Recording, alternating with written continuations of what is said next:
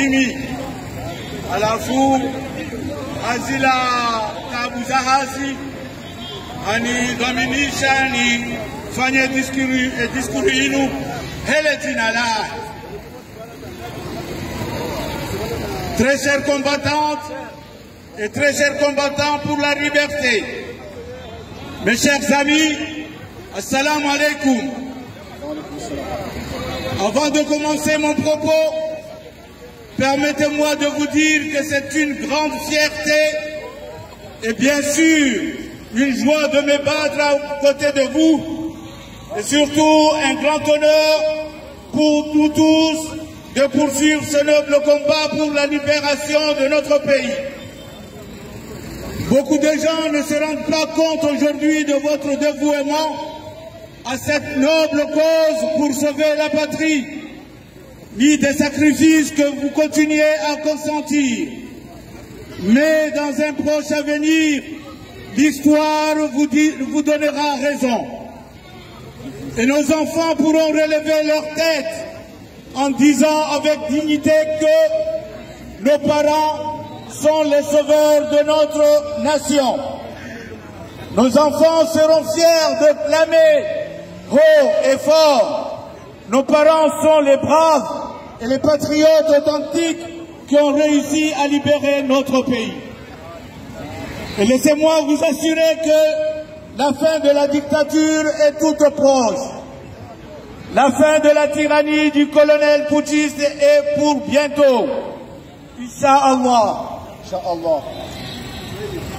Mes chers amis, la mafia qui a pris notre pays en otage et qui s'est accaparée de nos richesses, cette mafia familiale, ce clan satanique est en train de se rendre compte que le dos est en train de se resserrer autour d'eux. Le colonel putschiste ne peut aller nulle part à l'international sans qu'on lui dise de se préparer à quitter le pouvoir. Le mafieux en chef de ce clan ne peut se trouver vers aucun de ses producteurs, auprès desquels il avait négocié son maintien au pouvoir, en vendant notre pays, en bradant notre souveraineté et en marchandant notre richesse. Tous viennent de le lâcher. Et là, il se trouve en train de gesticuler comme un rat pris dans son piège. Comme dit l'adage, Komale, Male, Yatona, Ouché. Et le soleil va bientôt s'élever pour notre pays et pour le bonheur de nos mamans. Ce n'est pas parce que je milite dans le parti Djoua que je parle du soleil. Mais c'est juste pour vous dire que nous allons bientôt sortir de cette obscurité criminelle que le tyran a voulu enfermer notre pays. Et justement, à propos de Djoua, j'aimerais, si vous le permettez, parler de deux petites choses, ou plutôt rappeler deux vérités. La première, c'est que la lettre que le président Ahmed Abdallah Sambi a envoyée à la présidente de la République de Tanzanie et les implications qui en ont découlé prouvent manifestement que même nos proches voisins en ont marre de ce fou qui est en train de déstabiliser toute la région de l'océan Indien.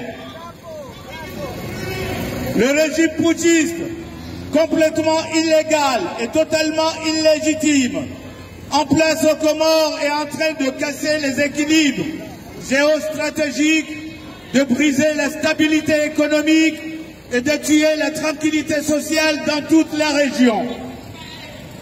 Ce que tous les présidents des pays de la région ne sont pas prêts à laisser faire, après s'être engagés pour la sauvegarde de ces équilibres, de cette stabilité et de cette paix, tout d'abord en 2001 avec les accords de Famboni, ensuite en 2006 pour sécuriser l'alternance et enfin en 2008 pour rétablir la démocratie sur l'ensemble du territoire de l'Union des Comores.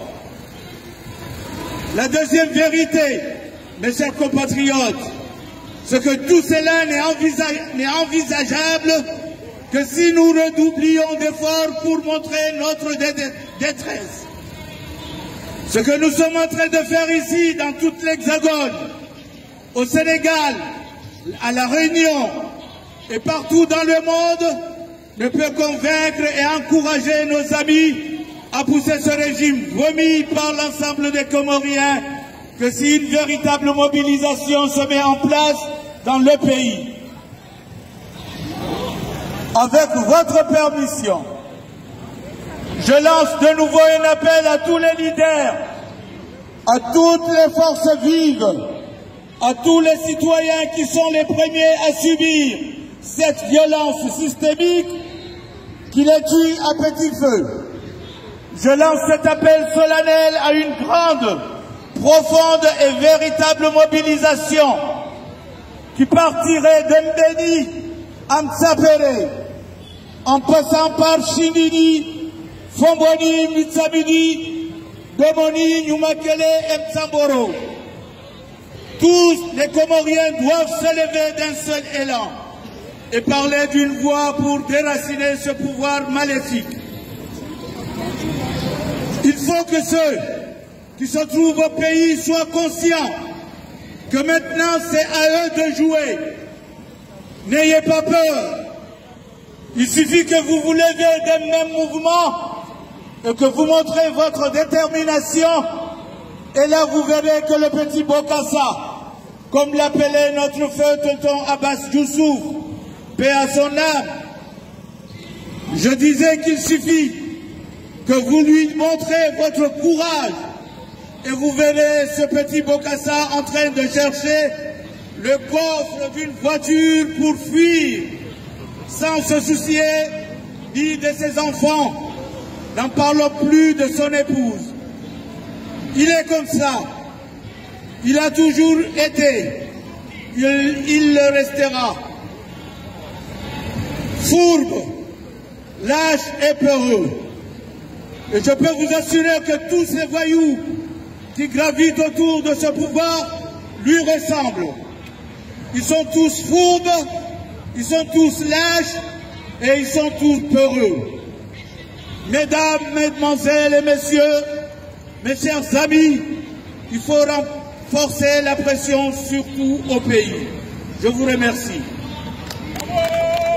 Merci, Dr Alibi, pour cet excellent discours. Nous rappelons que le président Ahmed Abdallah Mohamed Sambi est gardé otage depuis plus de 3 ans.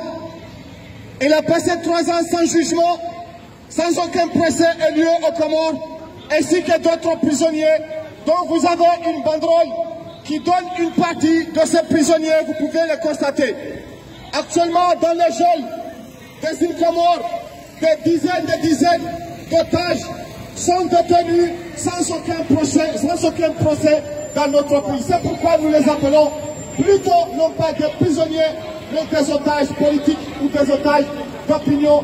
Nous appelons à leur libération et nous pensons à eux, surtout aux journalistes et grands combattants Abdallah Abdou Hassan alias Abba. Cette fois-ci, nous allons poursuivre notre programme par le résumé en anglais de ce même discours avec notre frère Abdourahim Bakar. Merci beaucoup.